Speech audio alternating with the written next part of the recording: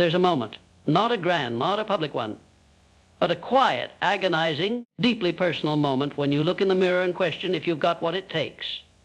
That's where it starts. Not with success, not with glory, but with doubt. A whisper in your own mind saying, maybe I'm not enough. But let me tell you something, doubt is not your enemy. It is your invitation. It's the threshold to transformation. Every great man or woman who ever etched their name into the granite walls of history walked through that same shadow. And they walked through it alone. Doubt is the signal fire before the dawn. And if you learn to answer it, not with fear, but with fire, you become unstoppable. Understand this truth. The mind is the battleground, not your bank account, not your past, not your circumstances. The war is not out there. It is in here. Your thoughts are architects. They build or they destroy. They liberate or they imprison. And your future is being drafted by the blueprints you allow to live in your mind. So ask yourself, what have you been permitting to design your destiny? You see, the world doesn't give you what you want. It gives you who you are. And who you are is determined by what you repeatedly believe, say, and do. Napoleon Hill said, whatever the mind of man can conceive and believe, it can achieve. But most people never believe. They let fear write the script of their lives, and they call it fate. Not you, because something in you knows that you were made for more. Not just to survive, but to lead, to rise, to dominate. But dominance doesn't begin with power. It begins with belief. Belief forged in the fires of discipline, clarity, and unwavering self-command. You must learn to control the inner world before you ever conquer the outer one. You were not born a doubter. Doubt is learned. You absorbed it from voices that lacked vision, from people who made fear their religion, who worshipped safety and knelt at the altar of comfort. They didn't mean to pass it on to you, but they did. And now you've got to unlearn it. You've got to tear that programming out by the roots, because belief is not magic. It's not a discipline. And it begins the moment you decide to reject the lie that your limits are permanent. Look at Edison, a man who failed 10 times to invent the light bulb. He wasn't just inventing a filament. He was proving a truth that no failure is final unless you quit. Henry Ford went bankrupt 5 times before he changed the world on 4 wheels. Walt Disney was told he lacked imagination. Lincoln lost elections for 30 years. These men weren't chosen. They chose themselves, over and over again. So why not you? Don't wait for permission to believe in yourself. Don't wait for the world to validate a vision it cannot see. That vision lives inside you, and only you can protect it. Feed it. Speak life into it, because what you speak, you begin to create. You must learn to think like a sculptor. See the masterpiece trapped inside the marble. Your life is raw material. Your mind is the chisel. And every thought is either carving out greatness or hammering you back into stone. Clarity is your blade. What do you want? Not vaguely. Not someday. With ruthless precision, what do you want? A vague dream delivers a vague life, but a precise vision activates power. A man with clarity becomes magnetic. He walks different, speaks different. He commands attention not because he's loud, but because he's certain. And certainty is rare in a world addicted to distraction. You don't need more information. You need more intention. People are drowning in knowledge and starving for purpose. Because clarity doesn't come from reading more books. It comes from deciding, from eliminating what doesn't matter, from saying no to 1,000 things so you can say yes to the one thing that ignites your soul. That's purpose. And purpose is not found. It's forged. It's forged in solitude when the noise of the world is silent and the voice of your heart finally has room to speak. It's in that sacred silence that you hear the whispering, this is who I am. This is what I must do. This is why I cannot quit. You see, your purpose is not a luxury. It is oxygen. Without it, you may exist, but you will never live. And the man who lives without purpose becomes a slave to circumstance. He reacts, he drifts. He obeys orders he never questioned. But the man with purpose, he writes his own orders. Purpose gives your pain meaning. Purpose gives your struggle direction. When you know your why, no obstacle can stop you. Because you are no longer running from hardship. You are charging toward destiny. But purpose without discipline is a dream without legs. Discipline is how you prove you deserve the life you want. It's the bridge between potential and power. And let me tell you, nothing reveals a man's character faster than the promises he keeps to himself. You can wear the mask in public, you can talk the talk. But when it's 4 a.m. and no one's watching, do you rise? Do you follow through? That's the test. Discipline is divine. It is self-respect in action. It is the daily declaration that I refuse to be owned by emotion, by comfort, by delay. Because comfort is the enemy of kings. It lures you in with soft lees. Just rest a little longer. You've earned a break. You can start tomorrow. But tomorrow is the assassin of progress. Every day you delay, your dream fades. Not because it's dying, but because you're training your brain to tolerate the pain of regret. And regret is far more bitter than discipline ever was. So act, not when it feels good, not when it's easy, now.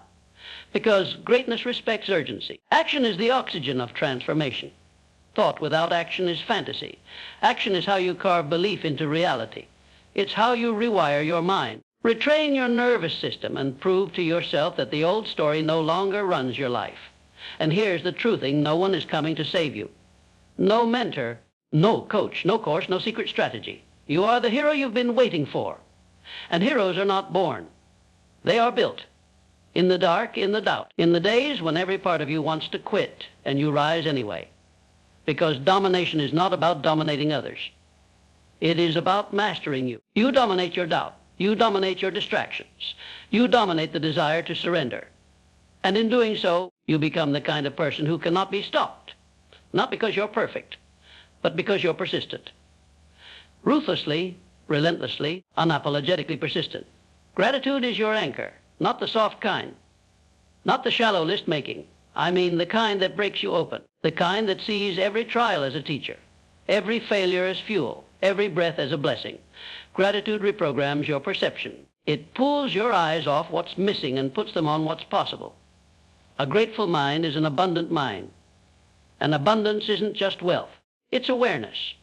It's the ability to see opportunity where others see obstacles. It's the ability to look at a closed door and know there is always another way. You bend, but you do not break. That is adaptability. The willingness to pivot, to learn to evolve. Life will not follow your plan. It will test your flexibility. And the rigid break. But the rooted adapt, like bamboo in the storm. You don't fall apart. You adjust. You refine.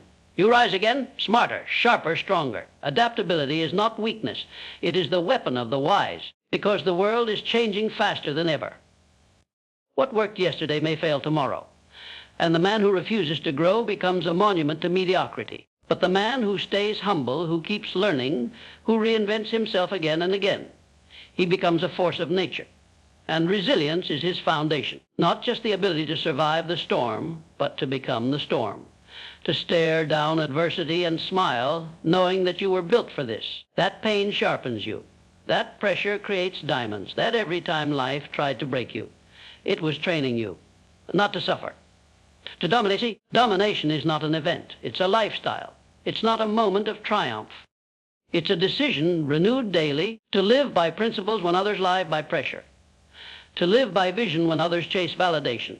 To live by truth when the world is drowning in trends. And resilience is your proof.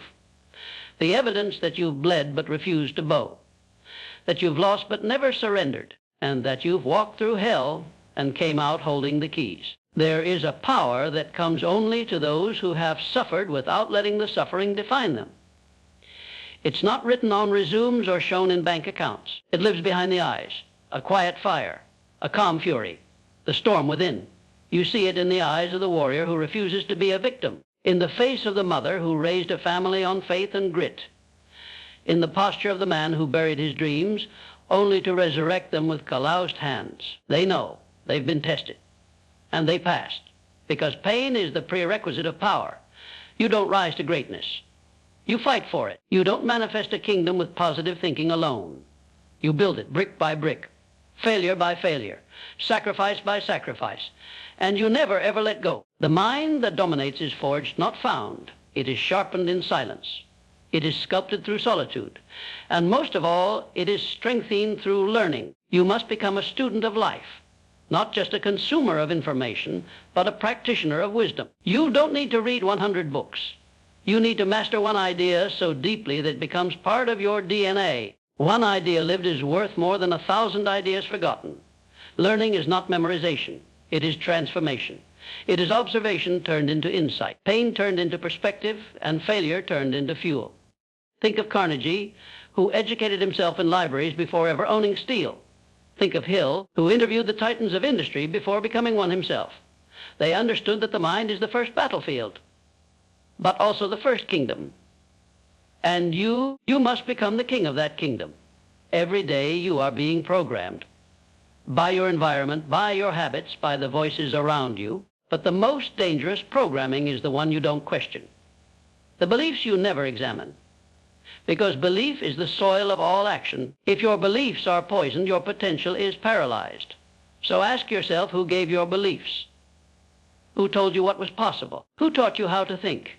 And did they ever achieve what you dream of? If not, it's time to choose new mentors. Not just in person, but in thought, in books, in history.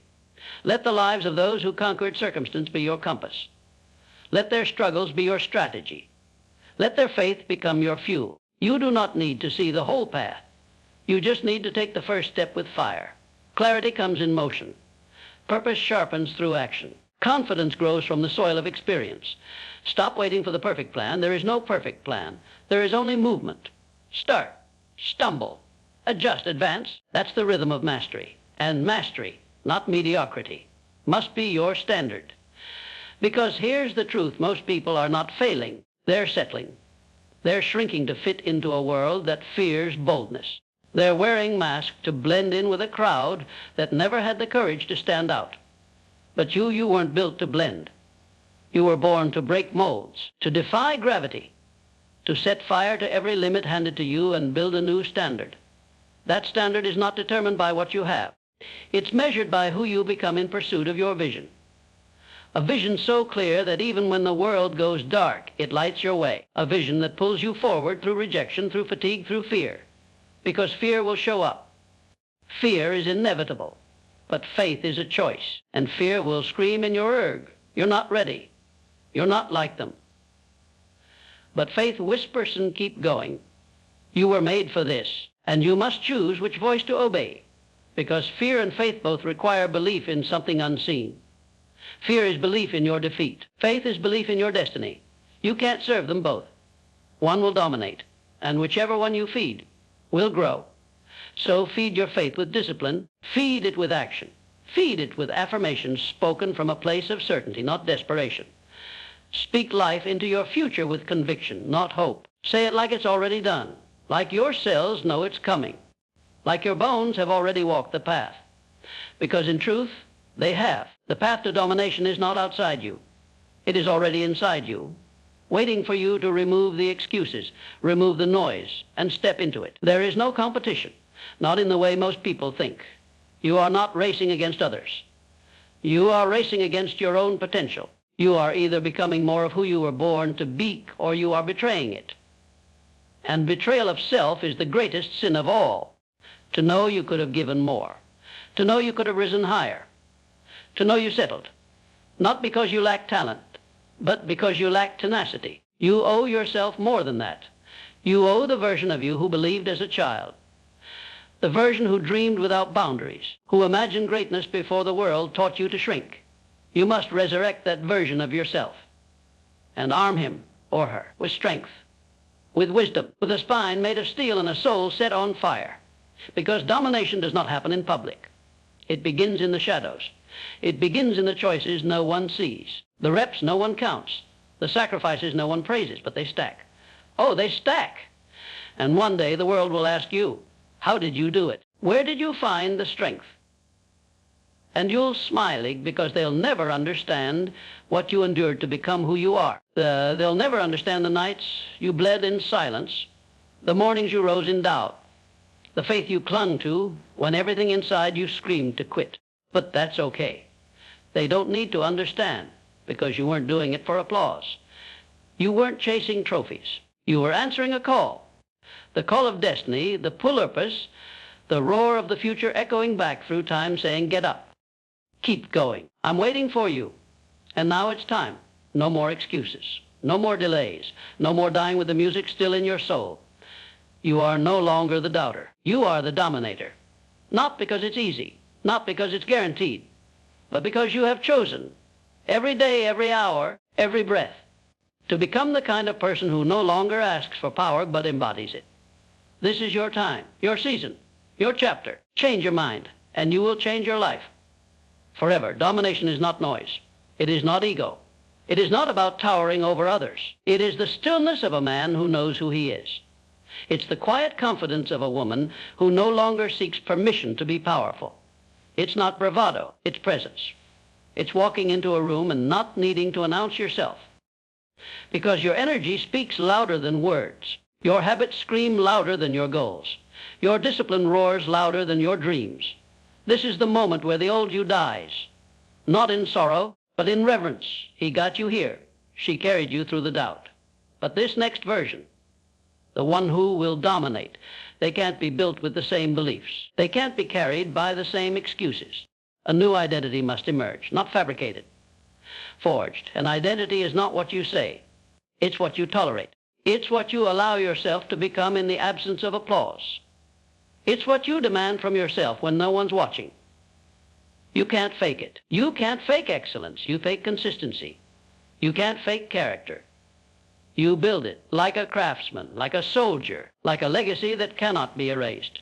You start by drawing the line, not in sand, in stone. I don't do mediocrity. I don't do comfort. I don't negotiate with weakness. I am not available for a small life. That is how leaders are made. Not by birthright, by blood, sweat, and decision. You think domination is about winning once. No, it's about showing up when winning isn't even on the table. When you're out of energy, when you're out of answers, when you're out of time, and you dig deeper and deeper and deeper, that's where it is. That's where the real power lies, not in the external, but in that last layer, past resistance, past pain, past doubt, where most people never go, because it's terrifying. It requires letting go who you were. It demands absolute honesty. But on the other side of that honesty is freedom. You see, domination is not control. It's liberation. It's breaking free from the chains of self-sabotage, from the patterns inherited by fear, from the narrative you didn't write, but you've been reading your whole life like scripture. It's burning the script and writing a new one in ink made of fire. Let's be clear, this isn't for everyone. Most people will hear this and turn away. It's too much, too intense, too demanding. But intensity is not the enemy. A life lived lukewarm is the real curse. You weren't made to dim. You weren't born to hide. There's something divine about a soul on fire. It sets everything around it ablaze. When you show up with full intensity, with focused energy, the universe has no choice but to respond. Doors open. Resources shift. People appear, not because of magic, but because you finally became aligned. Aligned with your thoughts, your actions, your values, your vision. And alignment is unstoppable. You can feel it when everything within you is synchronized, when doubt becomes fuel, when fear becomes a compass, when pressure becomes prophecy, and you begin moving through life not as a question mark, but as an exclamation point. That's domination. And let's not pretend it's easy. You will lose people. You will outgrow rooms. You will be misunderstood. The crowd doesn't love what it can't comprehend. They will call you obsessed. They will call you arrogant. They will call you crazy until you win, and then they'll call you a genius. So don't seek approval. Seek alignment. Seek that razor-edge clarity that cuts through noise, that unwavering purpose that wakes you before the sun, that bone-deep conviction that makes quitting impossible. Because when your mind is made up, when your heart is locked in, when your soul says, "This is who I am," the world cannot stop you. And what about the setbacks? You'll face them, count on it. Setbacks are not signs to stop. They are tests, and they are sacred. They show you who's real. They show you what's real. They strip away the fluff, the pretense, the illusion, and leave behind only truth. And if you rise in the face of truth, you become unbreakable. Because now you're not attached to outcome. You're attached to becoming. The wins are temporary. The losses are irrelevant. What matters is who you are when no one's clapping, when the lights are off, when the finish line is nowhere in sight. But you run anyway. That's the marathon mindset. That's the kind of mentality that builds empires, quietly, daily, without need for validation. And here's a paradox: the more powerful you become, the less you need to prove it. Because domination isn't loud. It's lethal. It doesn't posture. It produces. It doesn't chase. It attracts. It doesn't explain. It executes.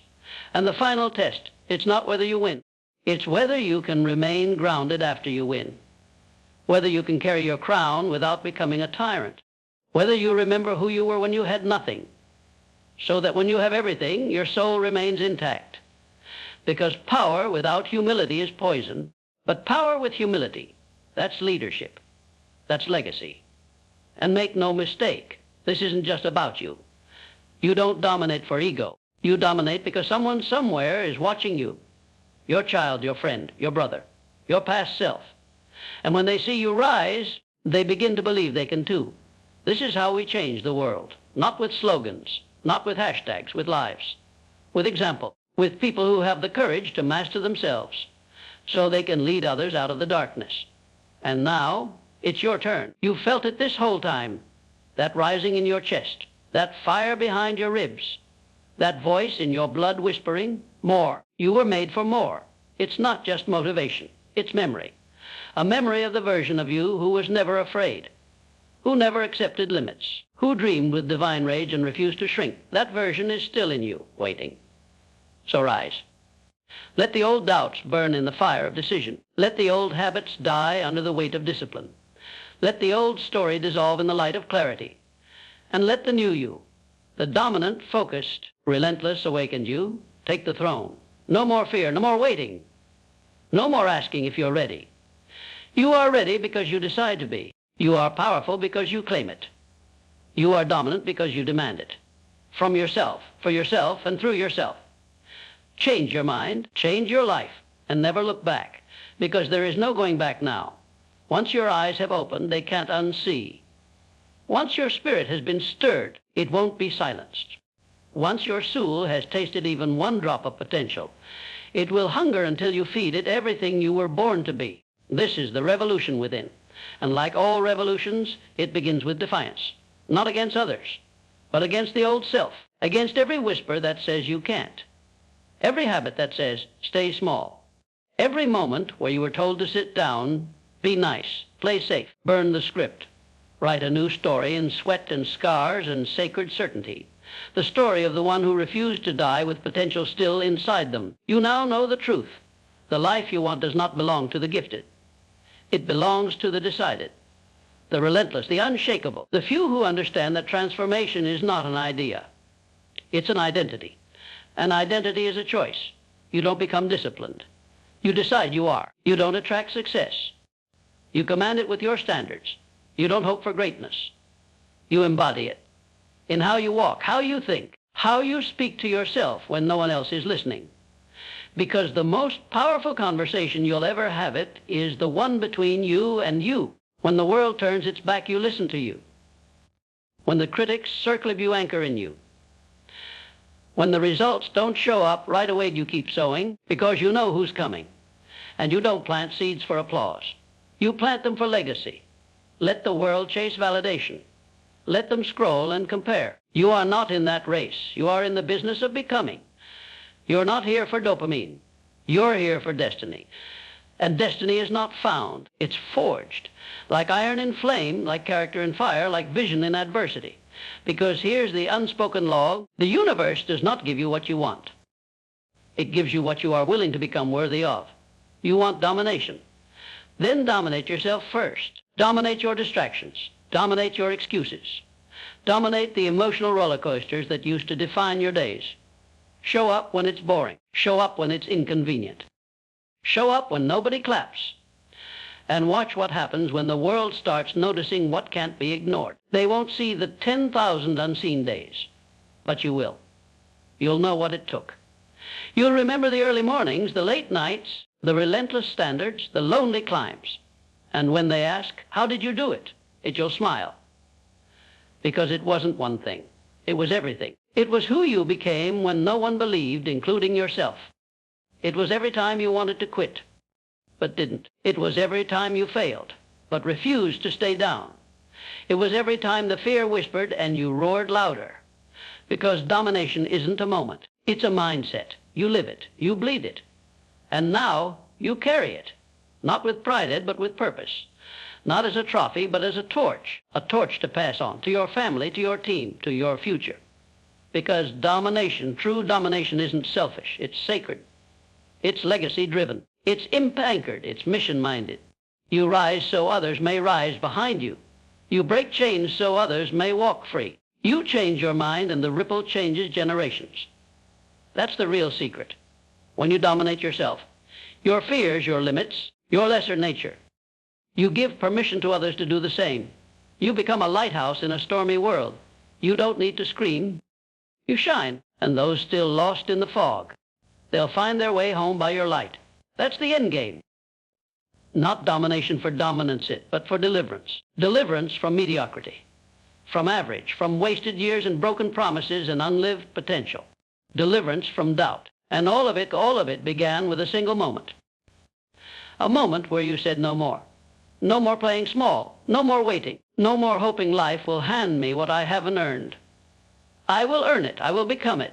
I will dominate. Because that's who I am now, and nothing will stop me. Not the past. Not the pain. Not the fear. Because once the mind is changed, the life must follow. This is the power. This is the path. This is the promise. From doubt to domination. Now go. Live it.